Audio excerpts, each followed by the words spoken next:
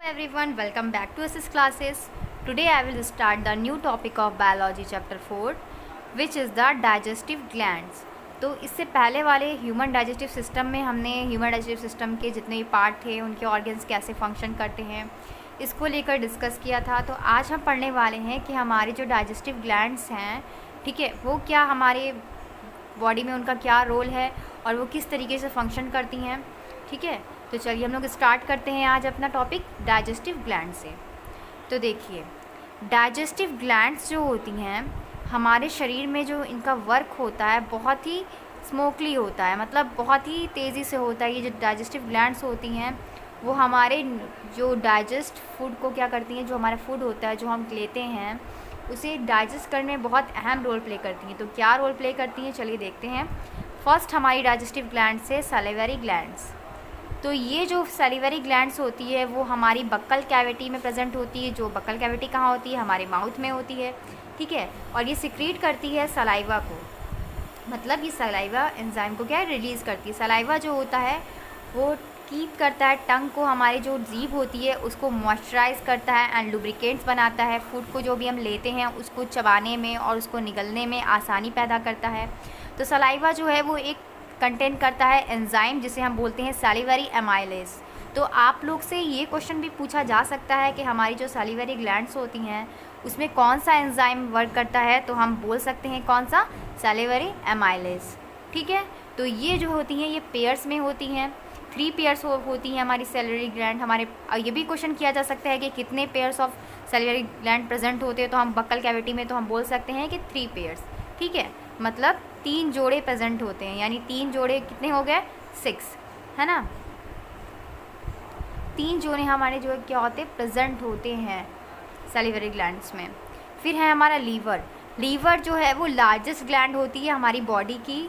It is reddish brown. इसका weight जो होता है वो 1.5 किलोग्राम होता है और ये लाई करती है हमारे राइट साइड के एब्डोमिनल कैविटी से लेकर कंडक्टिविटी ऑफ डायफ्राम। ठीक है, तो ये हमारे राइट साइड में होती है डायफ्राम के।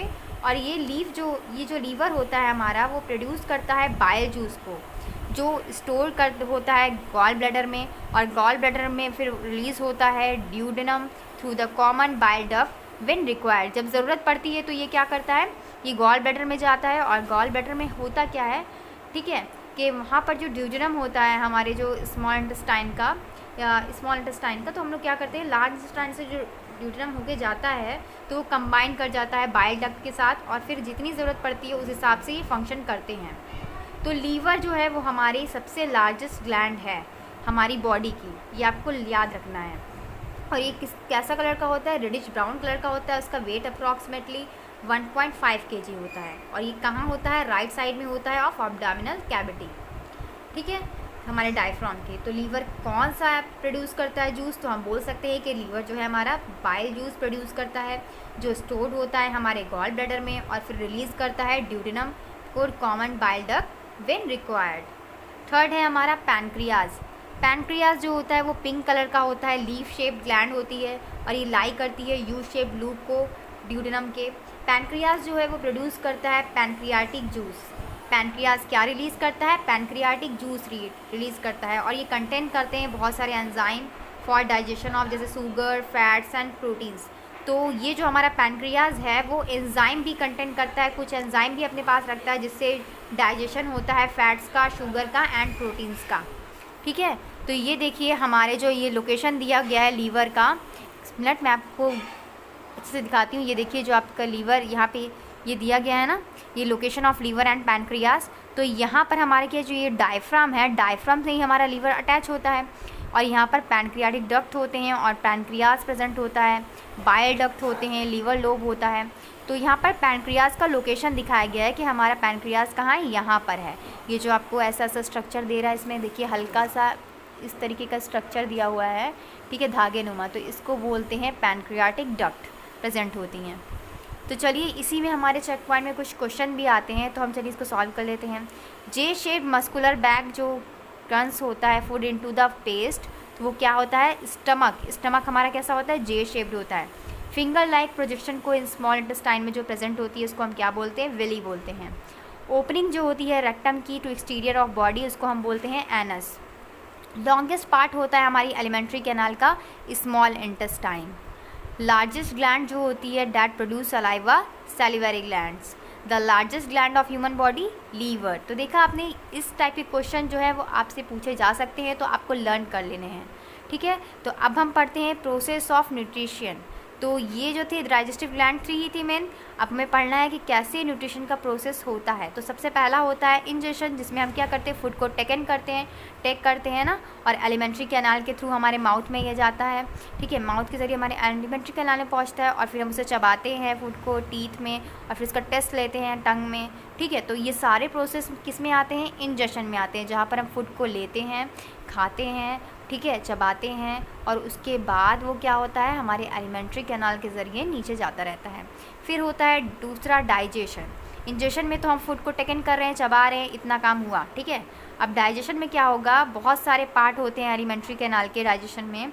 तो डाइजेशन जो होता है फूड का, वो स्टार्ट होता है हमारी बक्कल कैविटी से, right from the moment we take our first bite of food. जब हम पहला भोजन का बाइट लेते हैं या फूड का कोई भी बाइट लेते हैं पहला वाला, तो वहीं से हमारा डाइजेशन का प्रोसेस जो है वो स्टार्ट हो जाता है बक्कल कैविटी में। ठीक है, डाइजेशन क्या होता है बक्कल कैविटी में, क्या क्या फंक्शन है इसके, कि ये जो इंजेस्टेड फूड होती है उसको चबाने में, फिर मैस्टिकेटेड इन बक्कल कैविटी उसको चबाने में, कूटने में हेल्प करती है। फिर म्यूकस जो होता है सलाइवा में, moistures and lubricate the food makes it soft so that easily swallowed. Mucus जो सलाइवा ग्लैंड्स हमारे अंदर प्रेजेंट होती है हमारी बक्कल कैविटी में, जो सैलिवरी एंजाइम होता है उसकी वजह से हमारा जो टंग होता है वो उसको क्या बनाता है, लुब्रिकेंट्स बना लेता है, मॉइस्चराइज बना लेता है, जिससे क्या होता है हम अपने फूड को आसानी से सॉलोड कर पाते हैं। सैलिवरी एमाइलेज क्या होती है, ये प्रेजेंट होती है हमारी सलाइवा में, जो ब्रेक करती हैं स्टार्च को एंड माल्टोज में।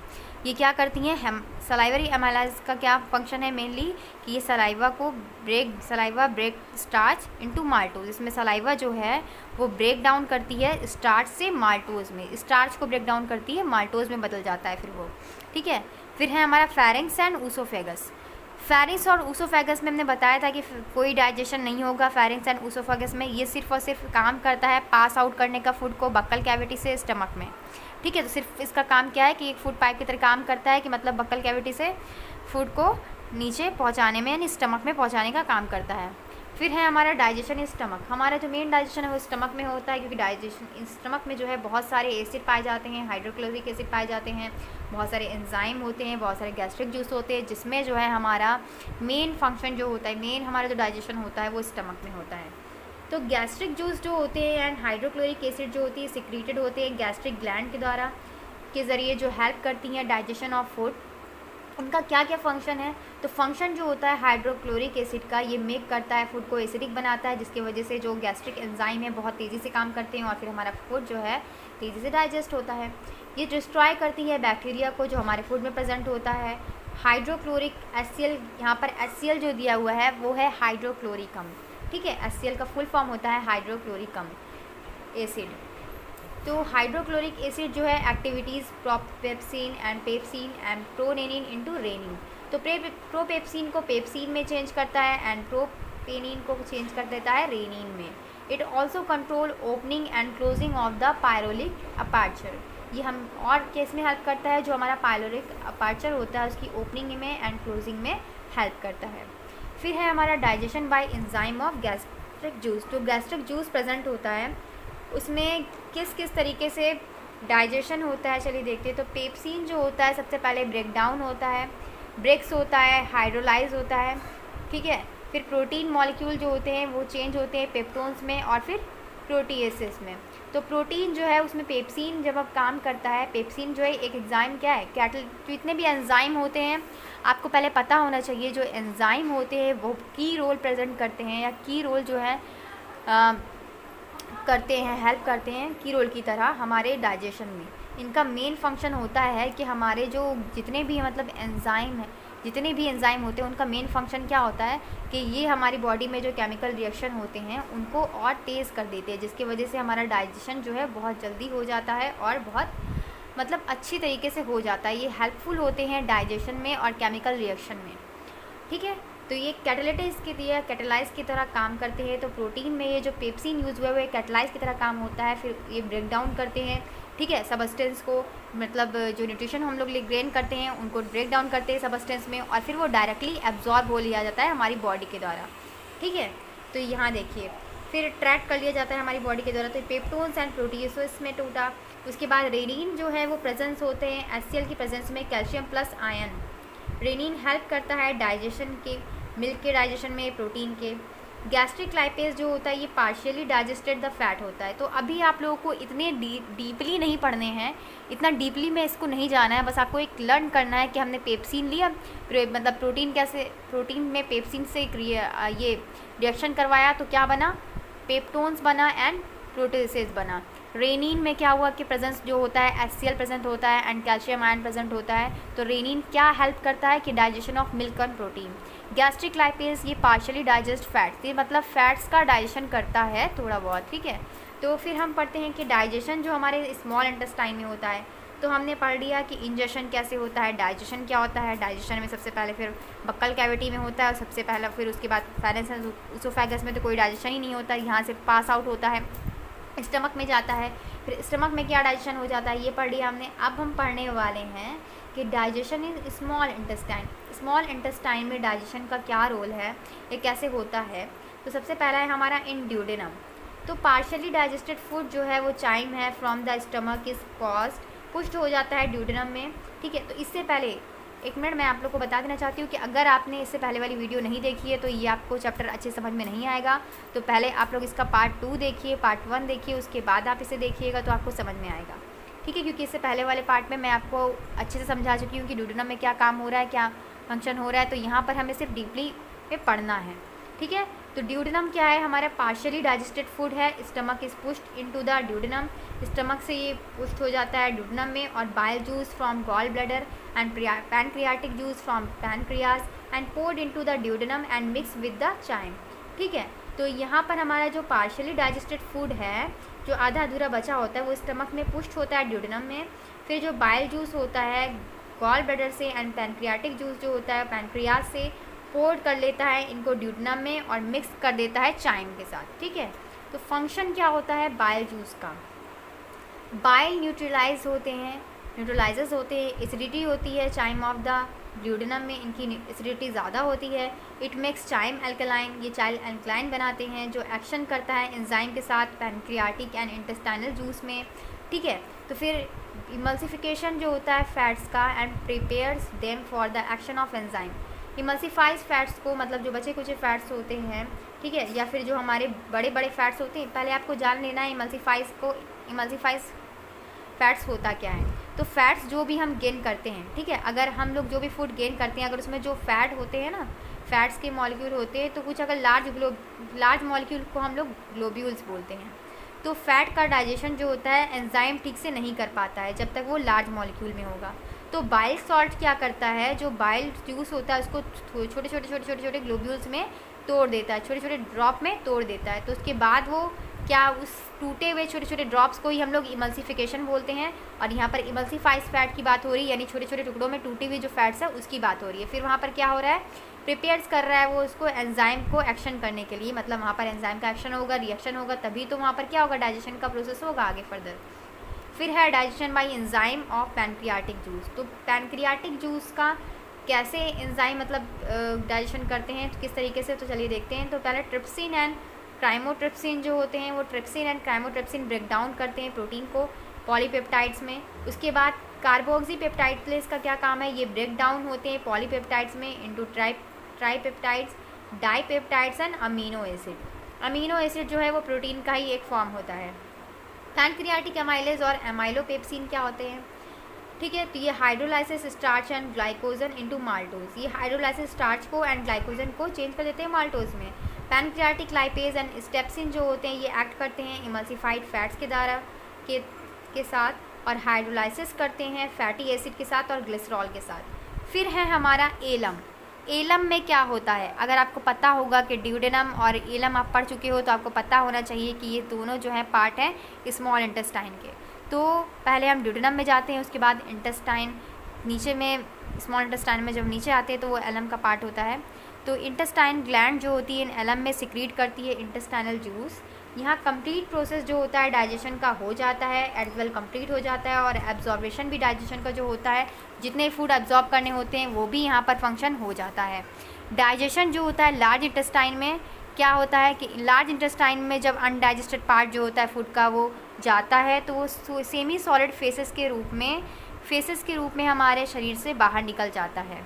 तो एंड प्रोडक्ट है जो डाइजेशन का, हमारे डाइजेशन के आफ्टर डाइजेशन वो क्या बनता है, कार्बोहाइड्रेट जो है चेंज होता है ग्लूकोज में, फ्रक्टोज में एंड गैलेक्टोज में। प्रोटीन जो है वो चेंज होता है अमीनो एसिड में, एंड फैट्स चेंज होता है ग्लिसरॉल एंड फैटी एसिड में। ठीक है, तो ये सारे जो प्रोसेस डाइजेशन के बाद ये सारा कुछ बनता है। एब्जॉर्प्शन ऑफ डाइजेस्टेड फूड, तो हमारी स्मॉल इंटेस्टाइन में क्या क्या एब्जॉर्प्शन होता है, तो glucose, fructose, galactose, amino acid and vitamins are absorb कर लिए जाते हैं हमारी विली प्रेजेंट इंटेस्टाइनल वॉल के द्वारा। ये इंटेस्टाइनल वॉल में प्रेजेंट होती है विली, जिसका फिंगर लाइक प्रोजेक्शन होता है, जैसा क्वेश्चन अभी आ चुका है। तो विली जो होती है वो also have lymph vessels, lacteals, absorption of glycerol, amino acid, fatty acid. इसके जो अमीनो एसिड, फैटी एसिड को, ग्लिसरॉल को ये एब्जॉर्ब करती है। Modification in small intestine for efficient absorption, तो क्या मॉडिफिकेशन मतलब होता है बदलाव। ठीक है, स्मॉल इंटेस्टाइन में इफिशिएंट एब्जॉर्प्शन के लिए कुछ चेंजेस होते हैं। क्या चेंजेस होते हैं चलिए देखते हैं। It is extremely long and present in large absorbing surface to food. ठीक है, its absorbing surface is further increase by the presence of numerous villi. ये एब्जॉर्ब करते हैं इन जो प्रेजेंस होते हैं हमारे, मतलब हमारे जो बॉडी में जितने भी न्यूट्रिशन प्रेजेंट होते हैं उनको एब्जॉर्ब करते हैं न्यूमरस विली के द्वारा। Its lining is very thin, इसकी लाइनिंग जो होती है बहुत ही पतली होती है। Which permits rapid absorption of substance across it. ठीक है, तो जहाँ पर बहुत ही जल्दी से क्या होता है कि एब्जॉर्प्शन होता है किसी सब्सटेंस का। Each villus has dense network of blood capillaries. हर मतलब ईच मतलब होता है प्रत्येक विलस जो होती है वो डेंस मतलब गहरी जाल बना लेता है नेटवर्क जैसा ब्लड कैपिलरीज का। इट हैज़ लैक्टरल और lymph vessel each villous absorption of fats. इसके पास एक लैक्टरल और लिम्फ वेसल होती है जिसमें हर एक विलस जो होती है वो एब्जॉर्ब करती है फैट्स को। ठीक है, फिर है हमारा absorption in large intestine. Large intestine absorb करती है कुछ सॉल्ट को एंड कुछ फूड को हमारे डाइजेशन के बाद, जहाँ पर चौथा है assimilation fat of absorb food. ठीक है, तो द एब्जॉर्ब फूड जो होता है वो डिस्ट्रीब्यूटेड होता है हमारी बॉडी में, सेल में, ब्लड में यूज़ करने के लिए, मतलब जो हमारे लाइफ के प्रोसेस होते हैं उनको काम करने के लिए भी एनर्जी की ज़रूरत पड़ेगी, और ये जो हम फूड गेन करते हैं उन्हीं से तो मिलता है हमें। तो ये जो डिस्ट्रीब्यूटेड होता है जब हमारा फूड डाइजेस्ट हो जाता है तो फिर क्या होता है कि ये हमारे जो ब्लड सेल्स होती हैं या फिर जो कैपिलरी सेल होती हैं वो सारी हमारी बॉडी में इसको फैलाने का काम करती हैं, जिससे हमारी बॉडी क्या करती है फर्दर फंक्शन करती है। तो ग्लूकोज जो है वो यूज़ होता है during the respiration to release energy. Glucose का क्या काम है, ग्लूकोज क्या होता है कि यहाँ पर यूज़ होता है रिस्पिरेशन टू रिलीज़ एनर्जी। जो हमारी रिस्पिरेशन मतलब हम जो सांस लेते हैं उसमें जो एनर्जी हमें रिलीज़ होती है तो ये उसको बनाने का काम करता है। अमीनो एसिड जो होता है वो यूज़ होता है synthesis of proteins to be use formation of enzyme and growth repairs of cells. Amino acid का मेन फंक्शन ये है कि ये प्रोटीन बनाता है और यहाँ पर एंजाइम को बढ़ावा देता है ये, ताकि हमारी सेल्स जो है वो आसानी से रिपेयर हो पाए। जो हमारे शरीर में टूट फूट का काम होता है उसको भी कौन रिपेयर करने का काम करते हैं, अमीनो एसिड। फैटी एसिड जो होते हैं एंड ग्लिसरॉल जो होते हैं वो कन्वर्टेड करते हैं फैट्स को, स्टोर करते हैं एडिपोज टिश्यूज़ में। ठीक है, एडिपोज टिश्यूज़ में, ताकि वो फर्दर वो क्या है काम में आ जाएँ। इंजेशन और डिफिशिएशन, अनडाइजेस्टेड पार्ट जो हमारे फूड का होता है from faeces is push into rectum from where it is passed out anus and process of egestion और डिफिशिएशन। अनडाइजेस्टेड पार्ट जो हमारी फूड का होता है वो फेसेस के ज़रिए पुश्ड हो जाता है रेक्टम से, फिर रेक्टम से वो कहाँ पास्ड आउट होता है, एनस में, जहाँ पर प्रोसेस होता है इंजेशन का और डिफिशिएशन का। ठीक है, role of enzyme in digestion. अब हम पढ़ते हैं कि हमारे एंजाइम का जो है वो क्या रोल है डाइजेशन में। तो एंजाइम जो होते हैं वो प्रोटीन से बने होते हैं। दे स्पीड अप केमिकल रिएक्शन, ये केमिकल हमने बताया था आपको कि ये केमिकल रिएक्शन की स्पीड को बढ़ा देते हैं। Occurring within the body, otherwise I would take longer time proceed. क्योंकि अगर ये प्रोसेस ना हो, अगर एंजाइम ना हो, तो हमारी जो डाइजेशन का प्रोसेस है बहुत ही धीमे धीमे काम करेगा। Therefore enzyme are called biocatalyst. इसीलिए हम लोग एंजाइम को क्या बोलते हैं, बायोकैटलिस्ट बोलते हैं, क्योंकि ये हमारे डाइजेशन को क्या करते हैं, बहुत ज़्यादा की रोल मतलब प्ले करते हैं। डाइजेस्टिव जूस जो होते हैं वो ऑल्सो कंटेन होते हैं number of enzyme which have an important role in digestion. They catalyse और spend up digestion of food by breaking into the basic units. The digestive enzyme are therefore called hydrochloric enzyme. बताया ना कि जो digestive juice होते हैं वो भी बहुत अधिक मात्रा में, बहुत ज़्यादा क्वांटिटी में एंजाइम को कंटेन करते हैं, जो अहम रोल, इम्पॉर्टेंट रोल जो है वो प्ले करते हैं हमारे डाइजेशन के, जो कैटलिस्ट का काम करते हैं और स्पीड बढ़ा देते हैं डाइजेशन ऑफ फूड की। जो ब्रेक डाउन होते हैं छोटे छोटे यूनिट में, उसके बाद वो क्या होते हैं, उनका फर्दर डाइजेशन हो जाता है, उसे हम बोलते हैं हाइड्रोक्लोरिक एंजाइम। तो चलिए चेक पॉइंट 4 को भी हम लोग फिलअप कर लेते हैं। The acid secreted in stomach. तो हमारे स्टमक में जो एसिड सिक्रीट होता है वो कौन सा एसिड है, हाइड्रोक्लोरिक एसिड है, जिसका बहुत ही अहम रोल है हमारी डाइजेशन प्रोसेस में। वो एंजाइम जो कंटेन होता है सलाइवा में, वो है सलिवरी अमाइलेज। ये क्वेश्चन पहले भी आ चुका है। The expelling of undigested food. Undigested food जो होता है ईजेशन और डिफिसेशन बोलते हैं। जैसे स्पेलिंग मतलब उसका जो बाहर निकलने का प्रोसेस होता है। The end product after protein digestion amino acid. जो एंड प्रोडक्ट बनता है प्रोटीन के डाइजेशन के बाद वो होता है amino acid. Part of elementary canal where water and salt are absorb. वो पार्ट एलिमेंट्री कैनाल का जहाँ पर वाटर और सॉल्ट एब्जॉर्ब कर लिए जाते हैं वो है large intestine. Digestive juice that emulsifies fats. वो डाइजेस्टिव जूस जो इमल्सिफाइज करता है फैट्स को, वो है क्या, बाइल जूस।